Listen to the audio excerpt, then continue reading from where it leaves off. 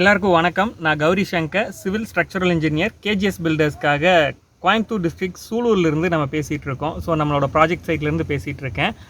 இந்த particular project சைட்டில் stage by ஸ்டேஜாக வந்து என்னென்ன ஒர்க்ஸ் கேரி அவுட் ஆகுது, ஸோ ஒவ்வொரு ஸ்டேஜ்லேயும் நம்ம முக்கியமாக கவனத்தில் எடுத்துக்க வேண்டிய விஷயங்கள் என்னென்ன அப்படிங்கிறது எல்லாமே பேசிட்டு வந்துட்டுருக்கோம்.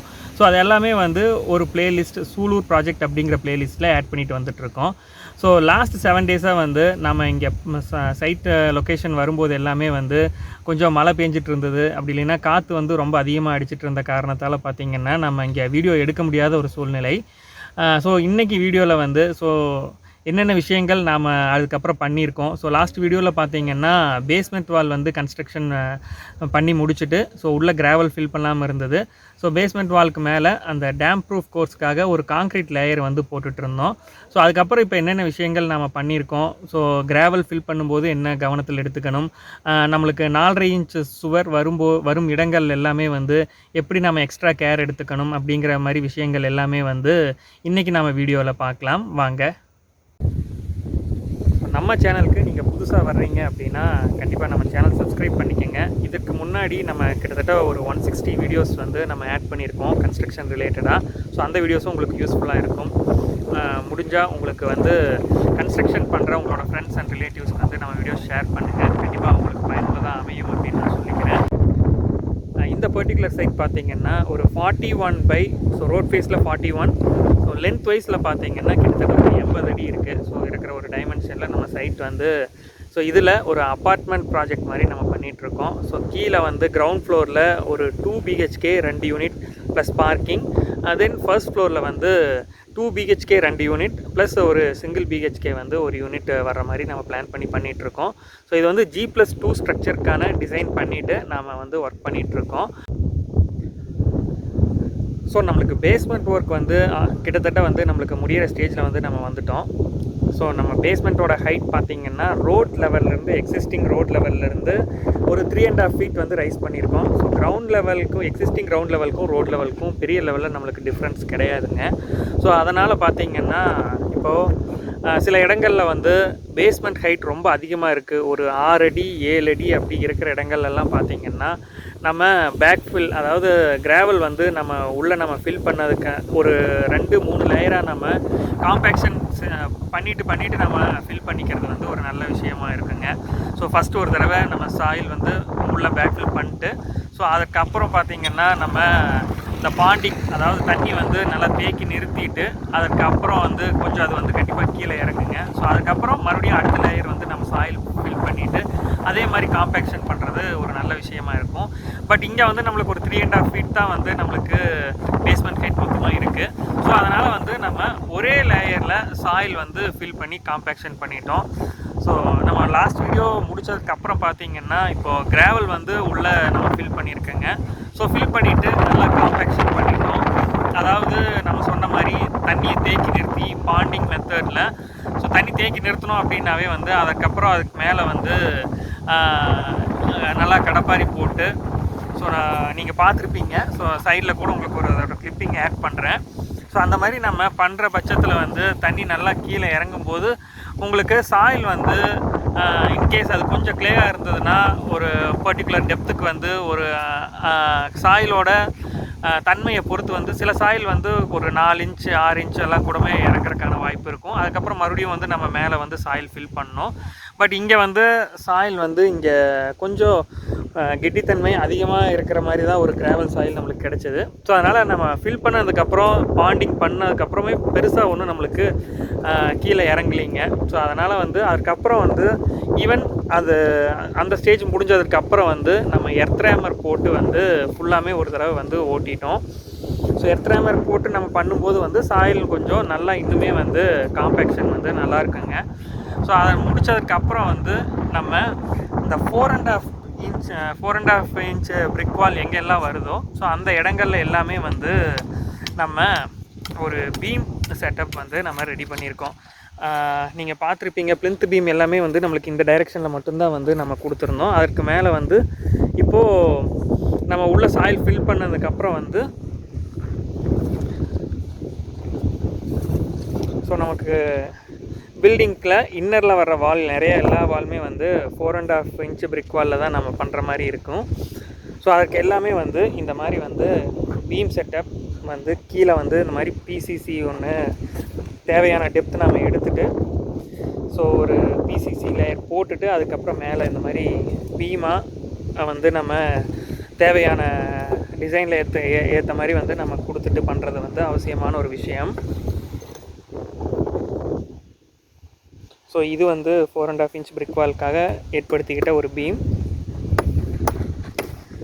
ஸோ இதே மாதிரி நம்மளுக்கு எங்கெல்லாம் வருதோ அந்த இடங்கள்ல எல்லாத்துலேயுமே வந்து நம்ம கொடுத்துட்டு வந்திருக்கோம்.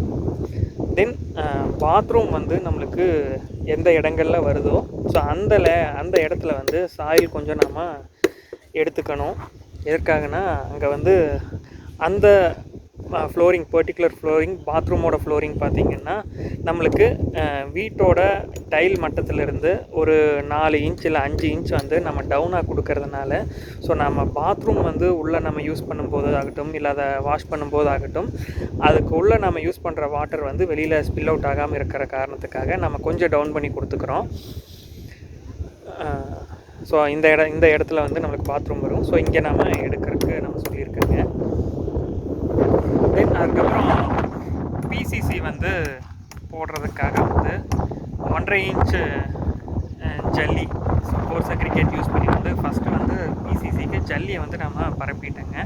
ஸோ இதற்கப்புறம் இதன் மேலேயுமே வந்து நம்ம எர்த்ராமர் யூஸ் பண்ணி வந்து ஜல்லி போட்டுட்டுமே வந்து நம்ம ஒரு தடவை ஓட்டிட்டோம். ஸோ அதுக்கு முன்னாடி நம்ம பெஸ்டிசைடு வந்து தேவையான அளவுக்கு வந்து நம்ம கொடுத்துட்டோம். ஸோ பெஸ்டிசைட் போடுற வீடியோ வந்து நம்ம ஆட் பண்ணலை. ஸோ அந்த கிளிப்பிங்கும் நான் எடுக்கலை. ஸோ சைடில் வந்து உங்களுக்கு நான் ஆட் பண்ணுறேன் கிளிப்பிங். ஸோ வேறு ஒரு சைட்டில் நம்ம பண்ணும்போது அது என்னென்ன ப்ரொசீஜர் பண்ணோம் அப்படிங்கிறத வந்து சைடில் ஒரு கிளிப்பிங் வந்து நான் உங்களுக்கு ஆட் பண்ணுறேன். ஸோ பார்த்தீங்கன்னா ஒரு 1 ஃபீட் கேப்பில் வந்து நம்மளுக்கு வந்து கடப்பாரை போட்டு ஹோல்ஸ் எடுத்துக்கிட்டு அதுக்கு உள்ளே வந்து அந்த மிக்ஸ் பண்ண பெஸ்டிசைட் கெமிக்கல் வந்து உள்ளே வந்து போர் பண்ணுவாங்க. ஸோ சாயில் செம்மண்ணாக இருக்கிற பட்சத்தில் வந்து கண்டிப்பான வந்து நம்ம பெஸ்டிசைடு வந்து பெஸ்ட் கண்ட்ரோல் போட்டுக்கிறது நல்லாயிருக்குங்க. இல்லைன்னா வந்து கண்டிப்பாக செம்மண்ணாக இருக்கிற இடங்களில் செம்மண்ணாக கிராஃப்லாம் நம்ம உள்ளே ஃபில் பண்ணியிருக்கோம் அப்படிங்கிற பட்சத்தில் நம்மளுக்கு பின்னாடி இந்த கரையான் தொந்தரவு வராமல் இருக்கணும் அப்படின்னா கண்டிப்பாக நம்ம வந்து பெஸ்ட் கண்ட்ரோல் போட்டுக்கிறது நல்லதுங்க. ஸோ அதுக்கப்புறம் வந்து மேலே நம்ம இந்த மாதிரி வந்து பிசிசிக்காக பரப்பிட்டு அதுக்கு மேலேயும் வந்து அந்த நம்ம எர்த்ராமர் யூஸ் பண்ணி வந்து ஃபுல்லாகவே வந்து மட்டம் கிடைக்கணும் அப்படிங்கிறதுக்காக போட்டோம். ஸோ இந்த மாதிரி 1.5 ஜல்லி போட்டுட்டு நம்ம ஒர்க் பண்ணும்போது வந்து ஸோ நம்ம தேவையான வால் வந்து போட்டுக்கணும். ஸோ அதாவது அதை லெவல் வந்து நம்ம கண்டிப்பாக அந்த ஃப்ளோரிங்க்கான லெவல் எவ்வளோ வரணும் அப்படிங்கிறத இந்த மாதிரி மார்க் வந்து அங்கங்கே நம்ம வச்சுட்டோம் அப்படின்னா அந்த மட்டத்துக்கு கரெக்டாக ஜல்லி போட்டுட்டு அதுக்கு மேலே வந்து நம்ம ட்ரை மிக்ஸாக போட்ட மார்ட்டரை வந்து மேலே போட்டுட்டு தென் அதுக்கு மேலே வந்து நம்ம தேவையான அளவு தண்ணி விட்டுட்டு மறுபடியும் வந்து எர்த்ராமர் வந்து நம்ம யூஸ் பண்ணிக்கிறோம். இது சில இடங்களில் வந்து ஸோ அந்த மிக்ஸ் வந்து நம்ம சில பேர் வந்து இதை 3/4 ஜல்லிலே வந்து போடுறாங்க. 3/4 ஜல்லியில் போடும்போது நம்ம மிஷின் யூஸ் பண்ணி போடுறதுக்கான வாய்ப்பு இருக்கும். பட் 1.5 ஜல்லி நம்ம யூஸ் பண்ணி போடுறோம் அப்படிங்கிற பட்சத்தில் நம்ம மிஷின் மிக்ஸ் வந்து போட முடியாதுங்க. 3/4 ஜல்லியை விட 1.5 ஜல்லி போடுறதுனால வந்து நம்மளுக்கு அந்த டென்ஷன் ஃபோர்ஸ் வந்து நல்லா அதிகமாக தாங்குகிற தன்மை இருக்கும். ஸோ டைல் நம்ம போடும்போதுமே வந்து கீழே எந்த ஒரு அன்டுலேஷன்ஸும் வராமல் இருக்கிறதுக்கு 1.5 ஜல்லி போட்டு பண்ணுறது ஒரு நல்ல விஷயமா இருக்கும். இன்கேஸ் நம்மளுக்கு வந்து ரொம்ப அதிகமான ஹைட் ஒரு 6 அடி 7 அடி எல்லாம் பேஸ்மெண்ட் ஹைட் நம்ம கொடுக்கும்போது ஸோ அதை வந்து மேட் மாதிரியே வந்து நம்ம போட்டுட்டு கான்க்ரீட் போட்டோம். அப்போ 3/4 ஜல்லி போட்டு நம்ம கான்க்ரீட் போட்டுக்கிறது பிரச்சனை இல்லைங்க. ஸோ பொதுவாக இந்த மாதிரி பிசிசி நம்ம போடும்போது இந்த மட்டம் கரெக்டாக வச்சுக்கிறது அவசியமான ஒரு விஷயங்க.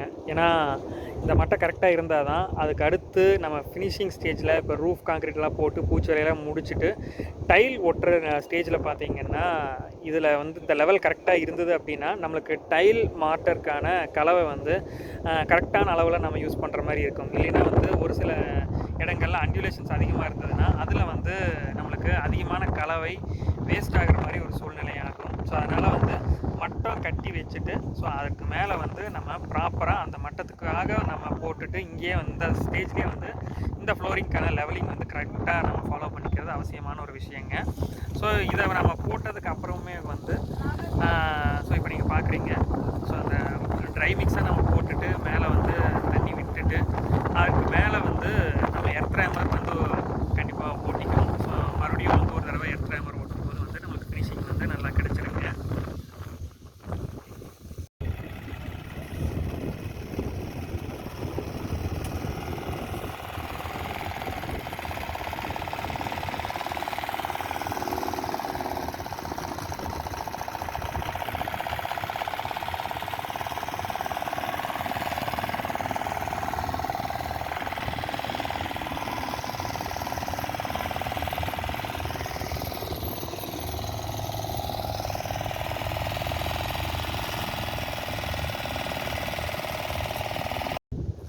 ஸோ இன்றைக்குமே வந்து சைட்டில் காற்று வந்து ரொம்ப பலமாக தான் அடிச்சுட்டே இருக்குங்க. ஸோ இன்கேஸ் நமக்கு தேவையான இடங்களில் நான் வாய்ஸ் ஓவர் கண்டிப்பாக வந்து கொடுக்குற மாதிரி இருந்ததுன்னா நான் உங்களுக்கு கொடுக்குறேன் வீடியோவில். ஸோ அடுத்த ஒரு ஸ்டேஜ்னு பார்த்திங்கன்னா, இதற்கப்புறம் பிசிசி லெவல் நம்ம முடித்ததுக்கப்புறம் பார்த்திங்கன்னா அந்த காலம்க்கு எல்லாமே வந்து நம்ம ஷூ வந்து மார்க் பண்ணி போட்டுருங்க. ஸோ ஷூ மார்க் பண்ணிவிட்டு ஷூ கான்க்ரீட் போட்டுட்டு அதுக்கப்புறம் வந்து பாக்ஸ் எடுத்துகிட்டு வந்து 7 ஃபீட் பாக்ஸ் எடுத்துகிட்டு வந்துட்டு நம்ம வந்து காலம் எல்லாமே வந்து கான்க்ரீட்டிங் பண்ணுவோம். ஸோ அந்த ஸ்டேஜில் அடுத்த வீடியோ வந்து நம்ம போஸ்ட் பண்ணுறோம். ஸோ தேங்க்ஸ் ஃபார் வாட்சிங். தேங்க்யூ.